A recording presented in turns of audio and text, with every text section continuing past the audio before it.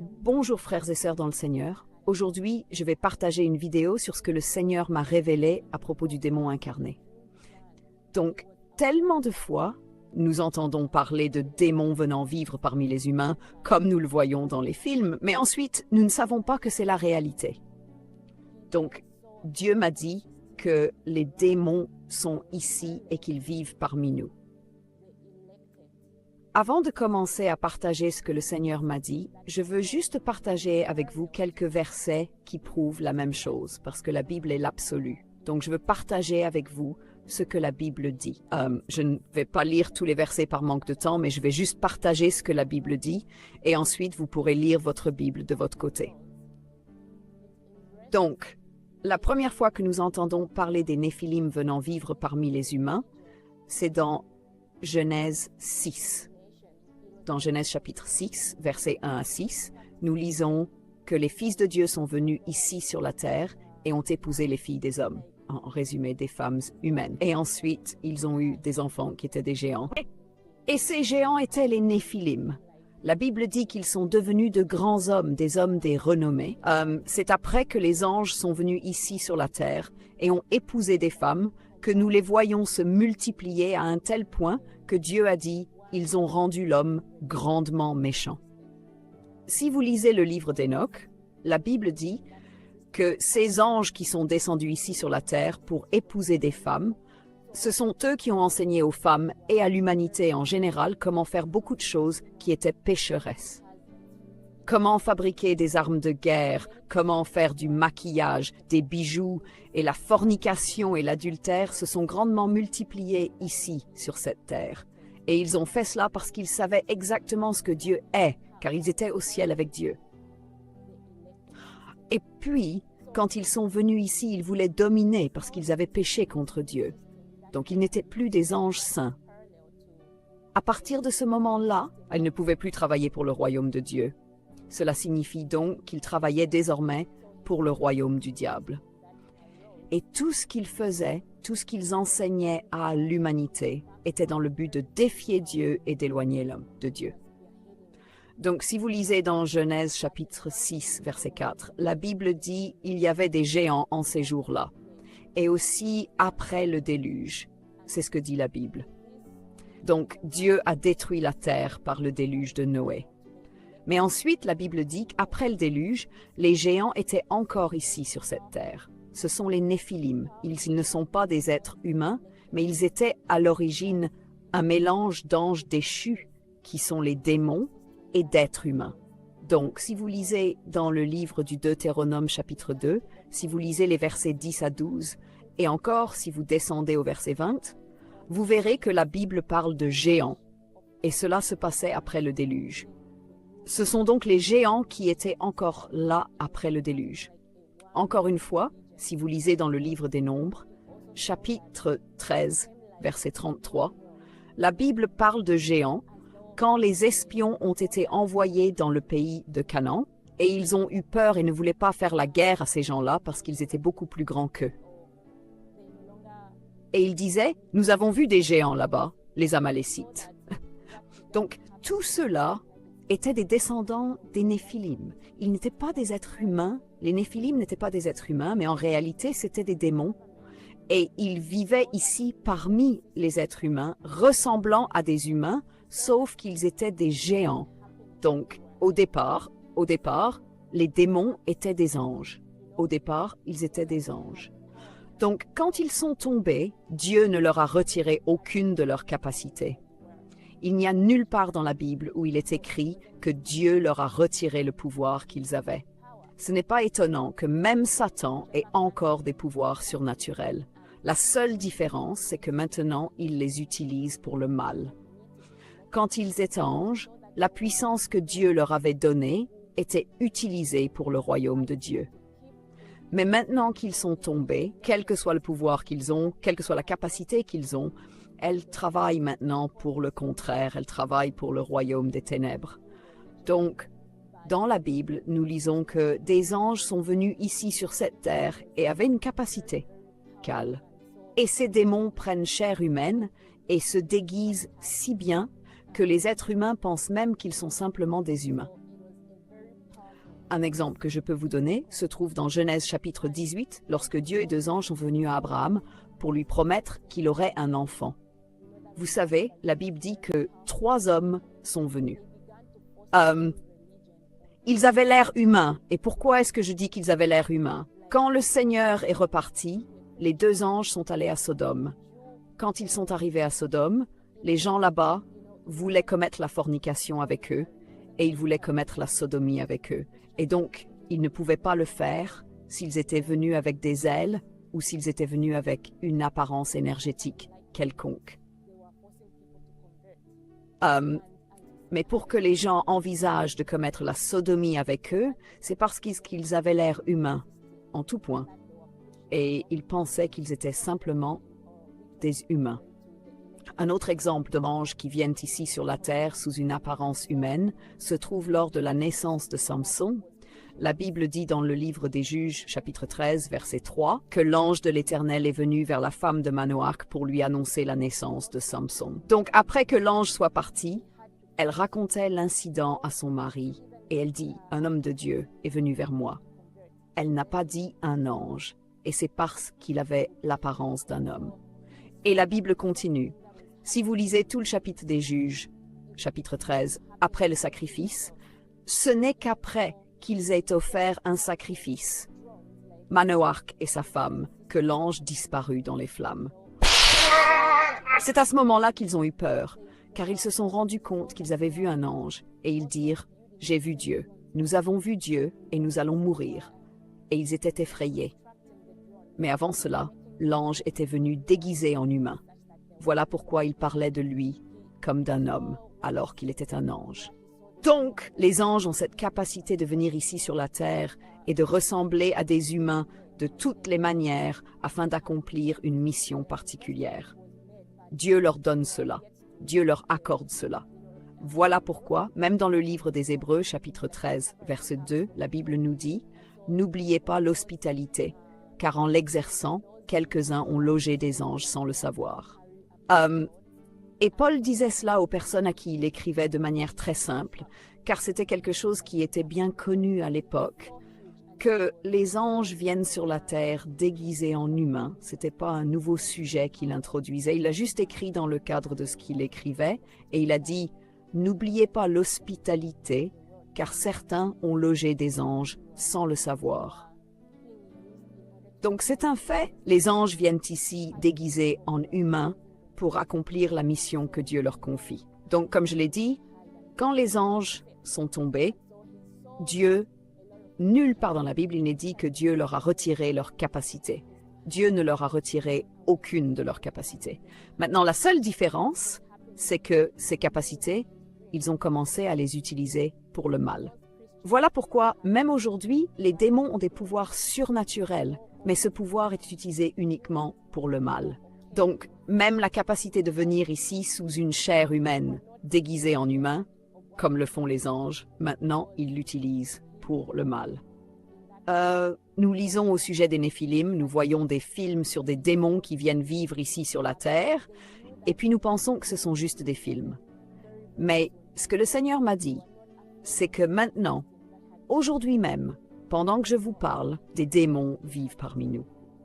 Alors, le Seigneur m'a d'abord parlé de cela en 2012, en septembre 2012. C'était lors de ma 2e rencontre avec le Seigneur. Nous étions en train de prier avec ma famille et quelques personnes de l'église chez nous. Donc, nous avions prié et cherché Dieu toute la journée. Et puis, à minuit, nous étions encore en prière et le Seigneur nous a visités. Et après cela, le Seigneur a commencé à nous montrer beaucoup de choses. Et l'une des choses que le Seigneur nous a dites, c'est « Les démons vivent parmi vous. Les démons sont ici sur cette terre. Ils ressemblent en tout point à des humains et vous ne pouvez pas les reconnaître physiquement. » Donc, quand le Seigneur a dit cela, ma première pensée a été de me dire que ce sont ces choses qui arrivent peut-être une fois tous les 100 ans, peut-être une fois en de rares occasions dans une partie du monde, qu'il y a un démon qui apparaît là-bas, qui fait ce qu'il fait et qui repart en enfer. Mais ce que le Seigneur m'a dit, c'est « Les démons vivent ici sur cette terre. Ils vivent parmi vous. Et non seulement ils apparaissent, mais ils naissent. Le Seigneur a dit qu'ils naissent normalement, comme un être humain. Ils sont conçus, une femme tombe enceinte, et ensuite, elle donne naissance à un esprit mauvais, un déguisé encore humain. Mais en réalité, c'est pas un être humain, c'est un esprit mauvais. Ce que Satan a fait parce qu'il veut... Et ensuite, ils accomplissent leur mission.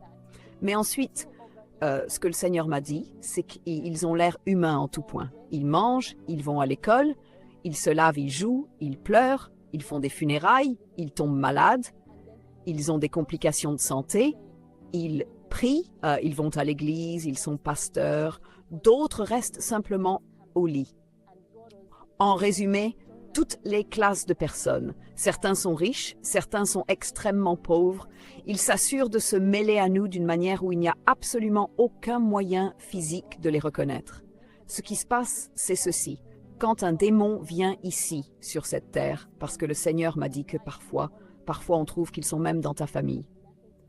Ils sont tellement communs, je pensais qu'ils étaient très rares, comme c'est une fois de temps en temps. Mais le Seigneur m'a dit qu'ils sont tes voisins, tes camarades d'école, tes camarades de classe, tes frères et sœurs d'église, tes amis et même tes proches. Et voici comment tu peux avoir un démon au Canada comme parent. Par exemple, si tu as une sœur et que cette sœur se marie avec un homme qu'elle ne sait pas être en réalité un démon humain. De nos jours, ils vont avoir un enfant, mais il n'y a aucun moyen que cet enfant soit humain parce qu'un être humain naît seulement d'un humain et humain. Mais comme le mari de ta sœur est un démon, l'enfant qu'ils auront sera un démon. Ta sœur sera simplement utilisée. Ils vont profiter de ce mariage pour planter un démon dans son ventre, puis elle va accoucher en pensant avoir un bébé, qu'en fait c'est un démon au Canada. Et donc, ils ont trouvé une façon de pénétrer dans ta famille. Maintenant, toi tu es humain, 100% humain, mais ton neveu ou ta nièce est un démon et tu les vois depuis leur naissance. Et ils grandissent jusqu'à être vieux. Si quelqu'un vient te dire « Oh, le Seigneur m'a dit que ta nièce est un démon », tu vas dire « Non, tu mens. Je connais ma nièce, j'étais là quand elle est née. » C'est ainsi qu'ils gagnent la confiance humaine, parce que les gens savent qu'ils verront la naissance. Mais le fait est qu'ils croient que génération après génération, ce sont des démons issus de l'abîme de l'enfer. C'est ce que le Seigneur m'a dit. La seule raison pour laquelle ils sont ici sur cette terre, c'est qu'ils veulent emmener le plus d'âmes possible en enfer, quoi qu'il arrive.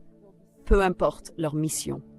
Certains viennent en pasteur, ils prêchent, parfois ils parlent même de repentance, mais le Seigneur m'a dit qu'ils trouveront toujours un moyen. Il y a toujours quelque chose qu'ils vont faire pour s'assurer que les gens les aideront. Ils te diront une vérité partielle. Certains des gens que Dieu a révélés sont des personnes qui prêchent même la sainteté. Et le Seigneur m'a dit, oui, c'est leur mission. Même dans le ministère de la sainteté, ils doivent être là, parce qu'ils veulent être partout.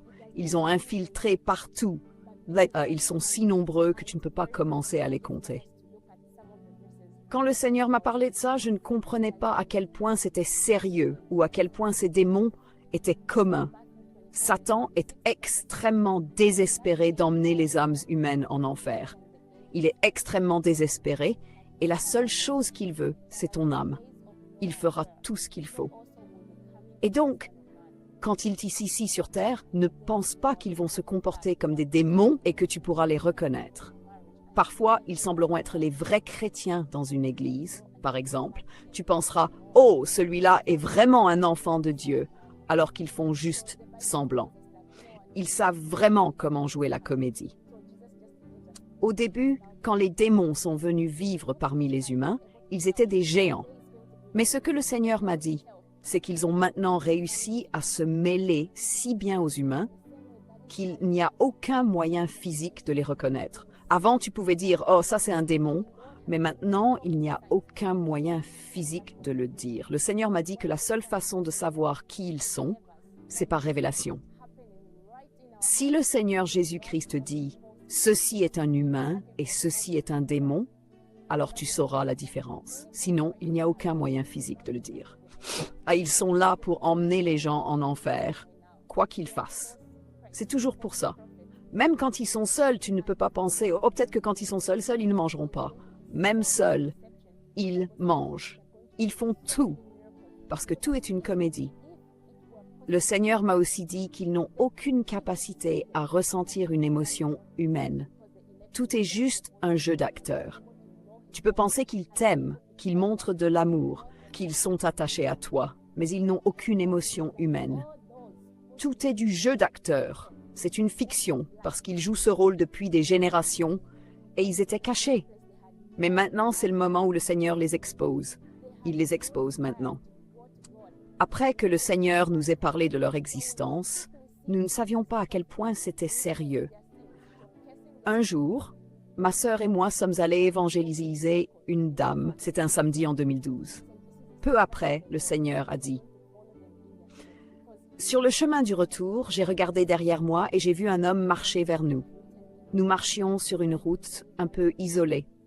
Quand j'ai regardé en arrière, le Seigneur m'a dit: as-tu vu cet homme? C'était la toute première fois que le Seigneur me montrait un démon en physique. Le Seigneur m'a dit: as-tu vu cet homme? C'est un démon et je vais te le prouver. Et il va venir là où tu es et il va commencer à t'attaquer et à te harceler. J'étais choquée. Et à ma surprise, ma sœur m'a dit: oh, le Seigneur m'a dit que l'homme derrière nous est un démon. J'étais vraiment choquée. Je lui ai dit: c'est ce que le Seigneur m'a dit aussi. Et juste avant qu'on s'en rende compte, il est venu vers nous. Nous étions très heureuses. Nous vivions la joie du Seigneur. Nous chantions une chanson en marchant, In Christ Alone. Il est arrivé, il a commencé à nous harceler, à nous demander où habitez-vous, en étant impoli. Puis il a commencé à se moquer des chrétiens, à rire d'eux juste devant nous. Puis nous avons vu 2 adolescents. Le Seigneur nous a dit que ces 2 garçons étaient aussi des démons déguisés en humains. Et donc cet homme dont le Seigneur nous avait parlé, à notre surprise, pendant qu'il nous harcelait, ces 2 garçons aussi se sont joints à lui, commençant à dire beaucoup de mauvaises choses sur les chrétiens, à rire, à se moquer.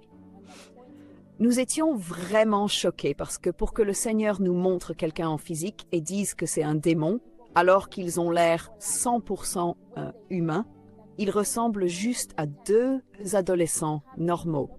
C'est comme ça qu'ils ont l'air. Nous avons continué à marcher et nous avons vu que les 2 garçons allaient dans la même direction que nous. Alors, pendant que nous marchions, nous avons commencé à mentionner le nom de Jésus. Et Dieu les a fait réagir parce qu'il voulait nous prouver ce qu'il nous avait dit. Parce que pendant toutes ces années, ce que j'ai appris, c'est que même eux, les démons, ils peuvent prononcer le nom de Jésus, ils peuvent le dire. Même certains peuvent mentionner le nom de Jésus, tu sais? Donc, le Seigneur les a fait réagir pour que nous sachions que ce qu'ils disaient était vrai. Alors, nous avons commencé à parler de Jésus et de combien nous l'aimons. Et quand nous avons commencé à prononcer le nom de Jésus, ce qui s'est passé, c'est qu'ils ont couru, ils avaient tellement peur. Nous pouvions voir qu'ils étaient effrayés, même physiquement. Ils couraient, puis ils s'arrêtaient à distance, regardaient en arrière, et ils étaient vraiment terrifiés.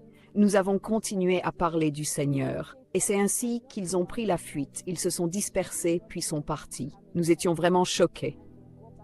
Ensuite, en continuant à marcher, nous sommes arrivés à un arrêt de bus où nous avons trouvé un groupe de personnes. Il y avait surtout des femmes. À notre grande surprise, on aurait dit qu'il n'y avait personne d'autre autour à part ces mêmes femmes. Puis, à notre étonnement, elles ont commencé à se comporter de manière très satanique. Le Seigneur nous avait dit qu'elles étaient des démons. Et c'était choquant, car elles semblaient ne pas se soucier d'être visibles physiquement. Elles se comportaient comme des sorcières, tu sais. Elles riaient très fort d'une manière très satanique, genre « Ah !» Puis elles se balançaient d'avant en arrière comme ça, tout en riant. Nous étions vraiment choqués parce que c'était très démoniaque. Nous avons continué notre chemin sans prêter attention, en les ignorant. Peu après avoir rencontré ces femmes, nous avons croisé un jeune homme, d'environ 20 ans, je dirais. Quand nous l'avons rencontré, il avait l'air d'un jeune homme normal. Il avait un téléphone et marchait. Il portait un jean et des baskets. Il était habillé comme un humain normal. Il semblait normal, comme une personne ordinaire. Et le Seigneur nous a dit que lui aussi était un démon. À ce moment-là, nous avons décidé d'essayer de lui parler du futur des démons. Avec ma sœur, nous avons commencé à discuter en disant « Le Seigneur revient bientôt. As-tu vu tous les signes ?» Nous lui disions que la rupture, le retour du Christ, était proche et donc que les démons allaient bientôt brûler en enfer. En parlant du jugement de Dieu, cet homme est devenu très effrayé et ne voulait pas écouter notre conversation. Il a commencé à accélérer le pas, comme s'il voulait fuir. Nous avons continué à parler du jugement de Dieu, de la destruction des démons en enfer, de leur rébellion contre Dieu et de la terrible punition qui les attend dans le lac de feu. En entendant cela, l'homme a littéralement mis ses doigts dans ses oreilles pour ne pas entendre. Malgré cela, nous avons continué à parler du jugement et finalement, il a couru et disparu. Nous avons alors bifurqué et sommes rentrés chez nous. Le Seigneur nous a dit « Je vous ai permis de vivre cela aujourd'hui pour que vous compreniez à quel point tout cela est réel. Je vous ai parlé de l'existence des démons et je voulais que vous sachiez qu'ils existent vraiment. Mais ne prenez pas cela à la légère ou de façon physique, car c'est une bataille spirituelle. » Voilà notre toute première expérience. Depuis, nous en avons eu de nombreuses autres. Je vais en partager seulement quelques-unes, juste pour vous montrer à quel point cela est réel et combien ils sont présents dans nos communautés. Ils sont partout. Peu importe le continent d'où vous venez, quel pays, ils sont là, dans chaque quartier. Certains sont vos professeurs, certains vos camarades de classe, à l'université, ils sont là. Et ils travaillent toujours pour une mission. L'âge que vous voyez chez eux n'est pas leur âge réel. Quelqu'un peut ressembler à un enfant de 12 ans, c'est juste un enfant.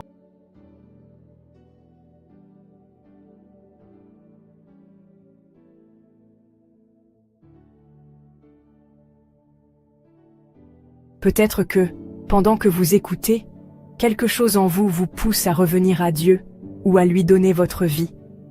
N'ignorez pas cette voix. Jésus vous appelle aujourd'hui avec amour et miséricorde. Il veut que vous soyez proche de lui. Il veut vous guérir, vous restaurer, vous pardonner et marcher avec vous tous les jours de votre vie. Alors si tel est le cas, faisons ensemble cette prière. Dites Seigneur Jésus, je reconnais que je suis pécheur et que j'ai besoin de ton pardon. Merci d'avoir donné ta vie pour moi à la croix. Aujourd'hui, je viens à toi de tout mon cœur. Je me repens de mes péchés. Viens dans ma vie, sois mon Sauveur et mon Seigneur. Je te donne mon cœur, ma volonté, ma vie entière. Remplis-moi de ton Saint-Esprit et guide-moi dans ta vérité. Je veux te suivre jusqu'à la fin.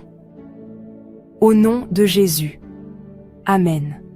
Et maintenant, voici quelques conseils importants. Cherche un vrai serviteur de Dieu, un pasteur ou un homme de Dieu fidèle à la Bible, qui pourra t'accompagner et te baptiser si tu ne l'es pas encore. Rejoins une église vivante où Jésus est prêché, où les frères et sœurs marchent dans la vérité et l'amour, pour que tu ne sois plus seul dans ta marche. Lis la parole de Dieu chaque jour et cherche avec zèle le baptême du Saint-Esprit, car c'est lui qui t'aidera à mener une vie sainte, une vie selon la volonté de Dieu. Prie constamment. Parle à Dieu chaque jour. Sois honnête, persévère, et il agira puissamment dans ta vie.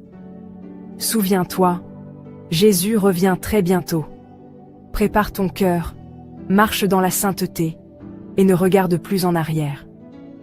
Si tu as fait cette prière, envoie un message, commente ou parle à quelqu'un de confiance. Tu n'es plus seul. Bienvenue dans la famille de Dieu. Merci de vous abonner à notre chaîne, de liker et de partager nos contenus. Cela nous aide grandement à propager l'Évangile et à toucher plus de vies pour Christ.